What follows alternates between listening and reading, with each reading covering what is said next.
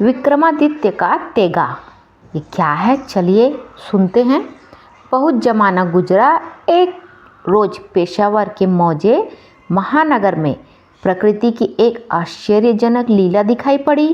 अंधेरी रात थी। बस्ती से कुछ दूर बरगद के एक छांदार पेड़ के नीचे एक आग की लौ दिखाई पड़ी और एक झलमलाते हुए चिराग की तरह नजर आती रही। गांव में बहुत जल्द यह खबर फैल गई। वहां के रहने वाले यह विचित्र दृश्य देखने के लिए यहाँ वहाँ इकट्ठे हो गए। औरतें तो जो खाना पका रही थी हाथों में गूंथा हुआ आटा लपेटे बाहर निकल आई। बूढ़ों ने तो बच्चों को कंधे पर बिठा लिया और खांसते हुए आ खड़े हुए। नवेली बहुएं लाज के मारे बाहर न आ सकी, मगर दरवाजों की दरारों से झांक झांक कर अपने बेकरार दिलों को तस्कीन देने लगी। उस गुब्बद नुमा पेड़ के नीचे अंधेरे के उस अथाह समुद्र में रोशनी का यह धुंधला शोला पाप के बादलों से घिरी हुई आत्मा का सजीव उदाहरण पेश कर रहा था। टेकसी ने ज्ञानियों की तरह सिर हिलाकर कहा, मैं समझ गया, भूतों की सभा हो रही है। पंडित चेतराम ने विद्वानों के समान विश्वास के साथ कहा, तुम क्या जानो, मैं तह पर पहुंच गया।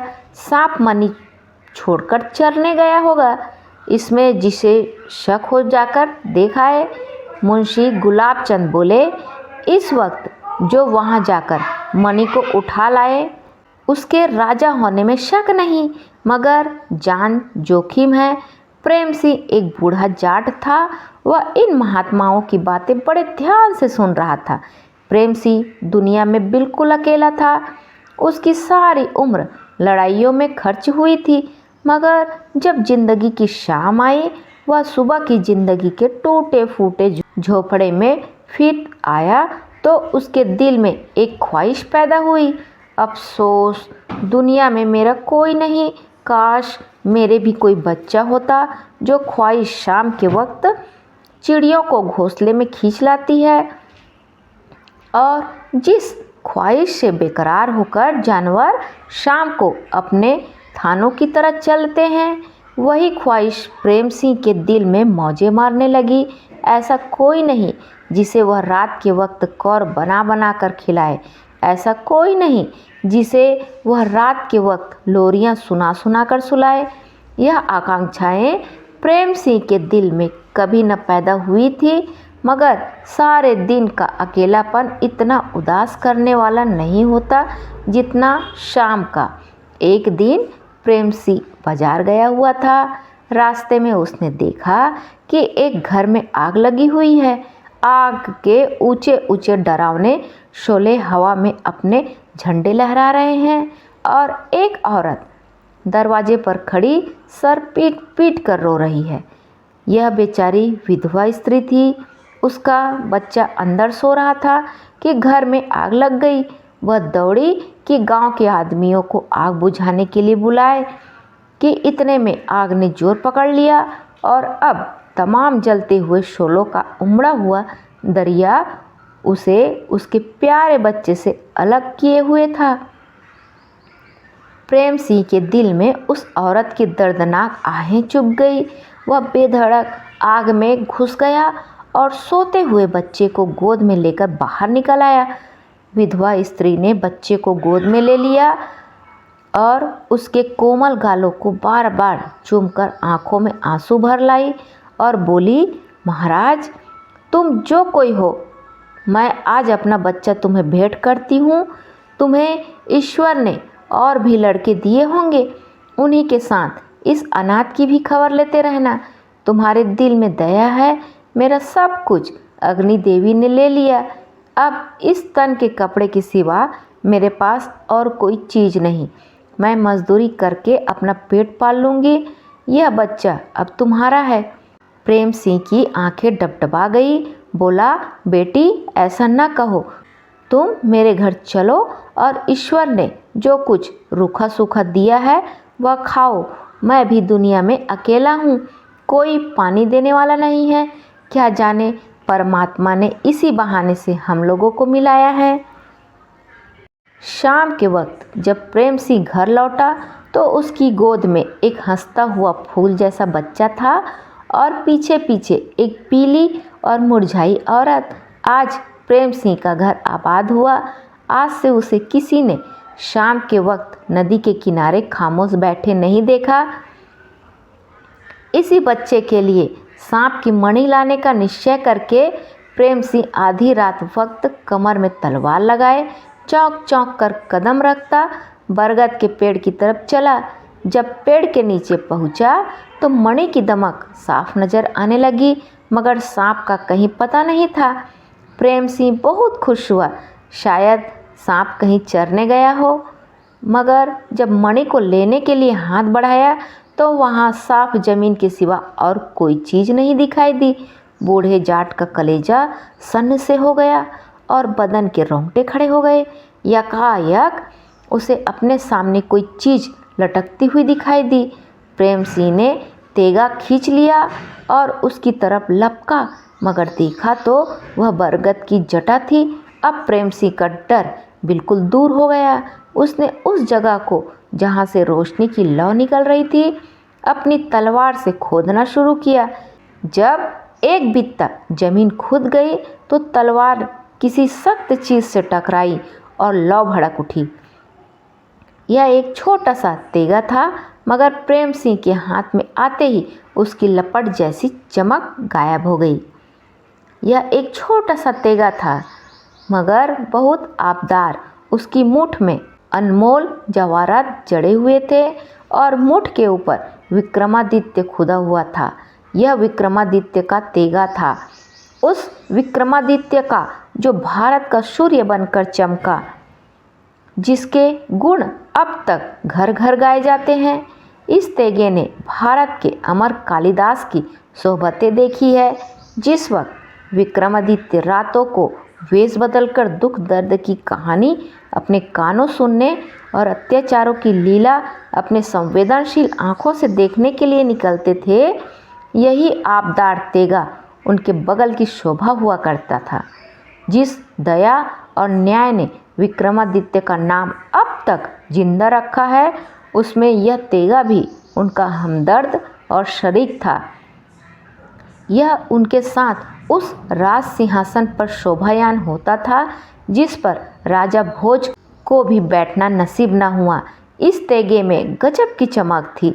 बहुत जमाने तक जमीन के दफन रहने पर भी जंग का नाम नहीं था। अंधेरे घरों में उससे उजाला हो जाता था। राज भर चमकते हुए तारे की तरह जगमगाता रहता। जिस तरह चांद बादलों के पर्दे में छिप जाता है मगर उसकी मध्यम रोशनी छन छन कर आती है, उसी तरह गिलाफ के अंदर से उस तेगे की किरणें नज़रों के तीर मारा करती थी। मगर जब कोई व्यक्ति उसे हाथ में ले लेता तो उसकी चमक गायब हो जाती थी। उसका यह गुण देखकर लोग दंग रह जाते थे। हिंदुस्तान में इन दिनों शेरे पंजाब की ललकार गूंज रही थी। रणजीत सिंह दानशीलता और वीरता, दया और न्याय में अपने समय में विक्रमादित्य थे। उसे घमंडी काबुल को, जिसने सदियों तक हिंदुस्तान को सर नहीं उठाने दिया था, खाक में मिलाकर लाहौर जाते थे। महानगर का खुला हुआ दिलकश मैदान और पेड़ों का आकर्षक जमघट देखा तो वहीं पड़ाव डाल दिया। बाजार लग गए, खेमे और शामियाने गाड़ दिए गए। जब रात हुई तो 25,000 चूल्हों का काला धुआं सारे मैदान और बगीचे पर छा गया और इस धुएं के आसमान में चूल्हों की आग, कंदीले और मसाले ऐसी मालूम होती थी गोया अंधेरी रात में आसमान पर तारे निकल आए हैं। शाही आरामगाह से गाने बजाने की पुरशार और पुरजोर आवाज़ें आ रही थी। सिख सरदारों ने सरहदी जगहों पर सैकड़ों अफगानी औरतें गिरफ्तार कर ली थी, जैसा उन दिनों लड़ाइयों में आमतौर पर हुआ करता था। वहीं औरतें इस वक्त साएदार दरख्तों के नीचे कुदरती फर्श से सजी हुई महफिल में अपनी बेसुरी ताने अलाप रही थी और महफिल के लोग जिन्हें गाने का आनंद उठाने की इतनी लालसा नहीं थी जितनी हंसने और खुश होने की, खूब ज़ोर ज़ोर से कह कहे लगा लगा कर हंस रहे थे। कहीं कहीं मनचले सिपाहियों ने स्वांग भरे थे। वह कुछ मशाले और सैकड़ों तमाशाइयों की भीड़ साथ लिए हुए इधर उधर धूम मचाते हुए फिरते थे। सारी फौज के दिलों में बैठकर विजय की देवी अपना लीला दिखा रही थी। रात के 9 बजे होंगे कि एक आदमी काला कंबल ओढ़े एक बांस का सोटा लिए शाही खेमे से बाहर निकला और बस्ती की तरफ आहिस्ता आहिस्ता चला। आज महानगर भी खुशी से ऐंठ रहा था।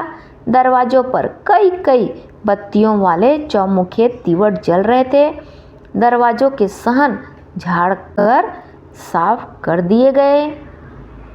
एक जगह शहनाइयाँ बज रही है और कहीं कहीं लोग भजन गा रहे हैं। काली कमली वाला मुसाफिर इधर उधर देखता भागता गांव चौपाल में जा पहुंचा। चौपाल खूब सजा हुआ था और गांव के बड़े लोग बैठे हुए इस महत्वपूर्ण प्रश्न पर बहस कर रहे थे कि महाराजा रणजीत सिंह की सेवा में कौन सी भेंट पेश की जाए। आज महाराज ने इस गांव को अपने कदमों से रोशन किया तो क्या इस गांव में बसने वाले महाराज के कदमों को न चूमेंगे। ऐसे शुभ अवसर कहाँ आते हैं। सब लोग सर झुकाए चिंतित बैठे थे। किसी की अकल कुछ काम नहीं करती थी। वहाँ अनमोल जवाहरात की किश्तियाँ कहाँ। पूरे घंटे भर तक किसी ने सर न उठाया। यकायक बूढ़ा प्रेम सिंह खड़ा हो गया और बोला, अगर आप लोग पसंद करें तो मैं विक्रमादित्य की तलवार नजराने के लिए दे सकता हूँ। इतना सुनते ही सबके सब आदमी खुशी से उछल पड़े और एक हुल्लड़ सा मच गया। इतने में एक मुसाफिर कमली ओढ़े चौपाल के अंदर आया और हाथ उठाकर बोला, भाइयों वाह गुरु की जय। चेतराम कहता है तुम कौन हो। मुसाफिर कहा, मैं राहगीर हूँ, पेशावर जाना है, रात ज़्यादा आ गई है इसलिए यहीं लेटा हूँ। टैक्सी कहते हैं, हाँ हाँ आराम से सो, चारपाई की ज़रूरत हो तो मंगा दूँ।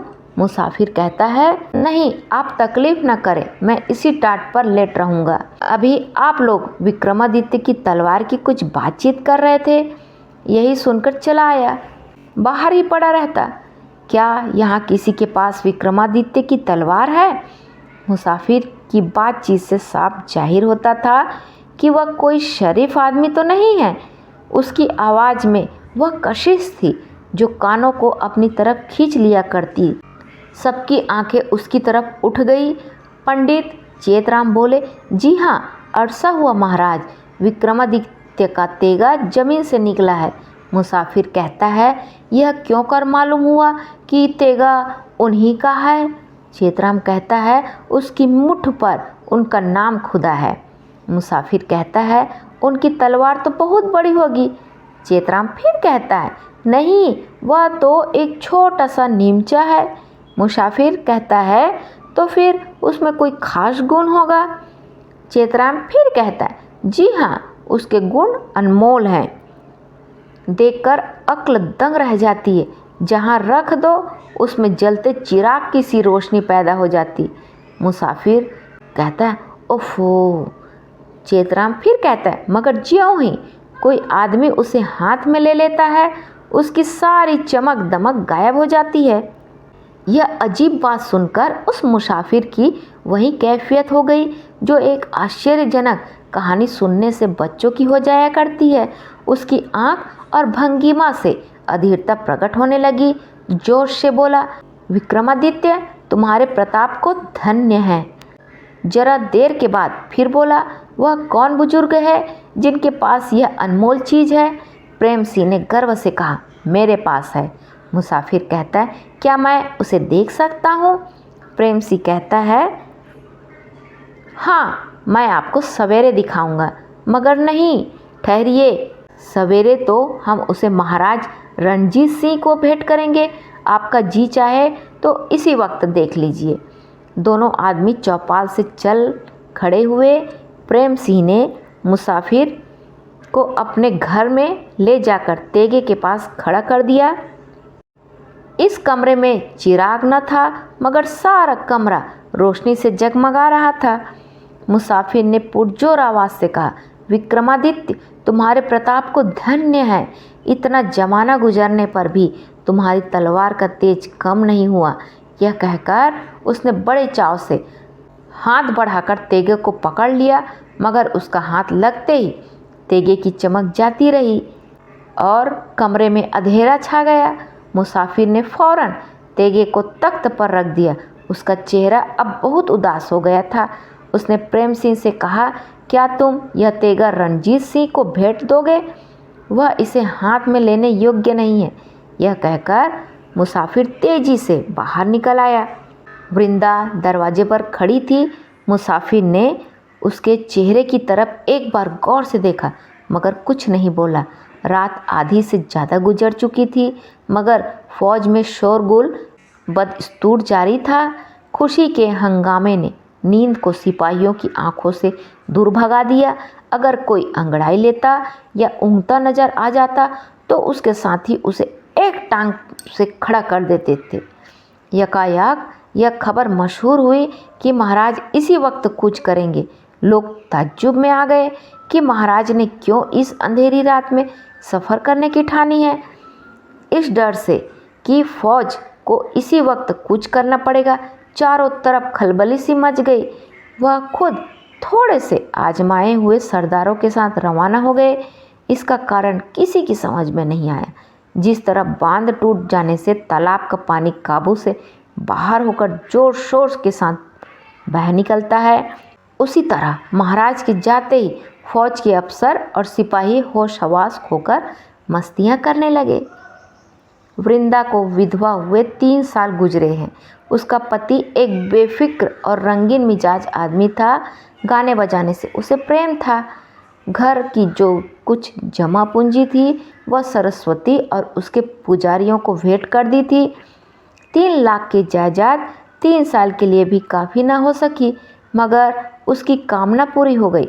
सरस्वती देवी ने उसे आशीर्वाद दिया और उसने संगीत कला में ऐसा कमाल पैदा किया कि अच्छे अच्छे गुणी उसके सामने जबान खोलने डरते थे। गाने का उसे जितना शौक था उतनी ही मोहब्बत उसे वृंदा से थी। उसकी जान अगर गाने में बसती थी तो दिल वृंदा की मोहब्बत से भरा हुआ था। पहले छेड़छाड़ में और फिर दिल बहलाव के लिए उसने वृंदा को कुछ गाना सिखाया। यहाँ तक कि उसको भी इस अमृत का स्वाद मिल गया। और यद्यपि उसके पति को मरे 3 साल गुजर गए थे और उसने सांसारिक सुखों को अंतिम नमस्कार कर लिया, यहाँ तक कि किसी ने उसके मुस्कुराहट की एक झलक भी नहीं देखी, मगर गाने की तरफ अभी तक उसकी तबीयत झुकी हुई थी। उसका मन जब कभी बीते हुए दिनों की याद से उदास होता तो वह कुछ गाकर जी बहला लेती, लेकिन गाने में उसका उद्देश्य इंद्रिय का आनंद नहीं होता, बल्कि जब वह कोई सुंदर राग अलापने लगती है तो ख्याल में अपने पति को खुशी से मुस्कुराते हुए देखती है। वही काल्पनिक चित्र उसके गाने की प्रशंसा करता हुआ दिखाई देता है। गाने में उसका लक्ष्य अपने स्वर्गीय पति की स्मृति को ताज़ा करना है। गाना उसके नज़दीक पतिव्रत धर्म का निबाह है। 3 पहर रात जा चुकी थी। आसमान पर चांद की रोशनी मंद हो चुकी है। चारों तरफ सन्नाटा छाया हुआ है और इन विचारों को जन्म देने वाले सन्नाटे में वृंदा जमीन पर बैठी हुई मध्यम स्वरों में गा रही है। बता दे कोई प्रेम नगर की डगर। वृंदा की आवाज़ में लोच भी है और दर्द भी। उसमें बेचैन दिल को तस्कीन देने वाली ताकत भी है और सोए हुए भावों को जगा देने की शक्ति भी है। सुबह के वक्त पूरब की गुलाबी आभा में सर उठाए हुए फूलों से लदी हुई एक डाली पर बैठकर गाने वाली बुलबुल की चहक में भी यह घुलावट नहीं होती। यह वह गाना है जिसे सुनकर अकलुष आत्माएं सिर धुनने लगती है। उनकी तान कानों को छेदती हुई जिगर में आ पहुँचती है। यकायक किसी ने दरवाज़ा खटखटाया और कई आदमी पुकारने लगे, किसका मकान है, दरवाज़ा खोलो। वृंदा चुप हो गई। प्रेम सिंह ने उठकर दरवाज़ा खोल दिया। दरवाजे के सहन में सिपाहियों की एक भीड़ थी। दरवाज़ा खुलते ही कई सिपाही दहलीज में घुस आए और बोले, तुम्हारे घर में कोई गाने वाली रहती है, हम उसका गाना सुनेंगे। प्रेम सिंह ने कड़ी आवाज़ में कहा, हमारे यहाँ कोई गाने वाली नहीं है। इस पर कई सिपाहियों ने प्रेम सिंह को पकड़ लिया और बोले, तेरे घर से गाने की आवाज़ आती थी। एक सिपाही कहता है, बताता क्यों नहीं है रे, कौन गा रहा है? प्रेम सिंह कहता है, मेरी लड़की गा रही थी, मगर वह गाने वाली नहीं है। सिपाही फिर कहता है, कोई हो, हम तो आज गाना सुनेंगे। गुस्से से प्रेम सिंह कांपने लगा। होंठ चबाकर बोला, यारो, हमने भी अपनी ज़िंदगी फ़ौज में ही काटी है, मगर कभी इस हंगामे में प्रेम सिंह की बात किसी ने ना सुनी। एक नौजवान जाट ने, जिसकी आंखें नशे से लाल हो रही थी, ललकार कर कहा, इस बुढ़े की मूछें उखाड़ लो। वृंदा आंगन में पत्थर की मूरत की तरह खड़ी यह कैफियत देख रही थी। जब उसने दो सिपाहियों को प्रेम सिंह की मूछ पकड़कर खींचते देखा तो उससे न रहा गया। वह निर्भय सिपाहियों के बीच में घुस आई और ऊंची आवाज़ में बोली, कौन मेरा गाना सुनना चाहता है? सिपाहियों ने उसे देखते ही प्रेम सिंह को छोड़ दिया और बोले, हम सब तेरा गाना सुनेंगे। वृंदा कहती है, अच्छा बैठ जाओ, मैं गाती हूँ। इस पर कई सिपाहियों ने जिद की कि इसे पड़ाव पर ले चले, वहाँ खूब रंग जमेगा। जब वृंदा सिपाहियों के साथ पड़ाव की तरफ चली तो प्रेम सिंह ने कहा, वृंदा, इनके साथ जाती हो तो फिर इस घर में पैर न रखना। वृंदा जब पड़ाव पर पहुंची तो वहां बदमस्तियों का एक तूफान मचा हुआ था। विजय की देवी दुश्मन को बर्बाद करके अब विजेताओं की मानवता और सज्जनता को पांव से कुचल रही थी।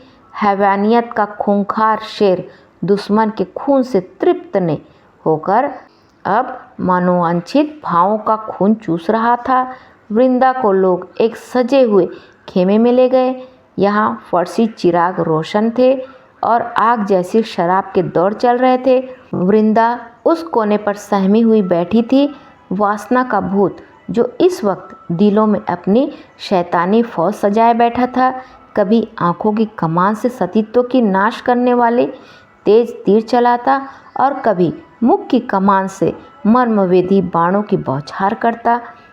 जहरीली शराब में बुझे हुए तीर वृंदा के कोमल और पवित्र हृदय को छेदते हुए पार हो जाते थे। वह सोच रही थी, ऐ द्रौपदी की लाज रखने वाले कृष्ण, तुमने धर्म के बंधन से बंधे हुए पांडवों के होते हुए द्रौपदी की लाज रखी थी।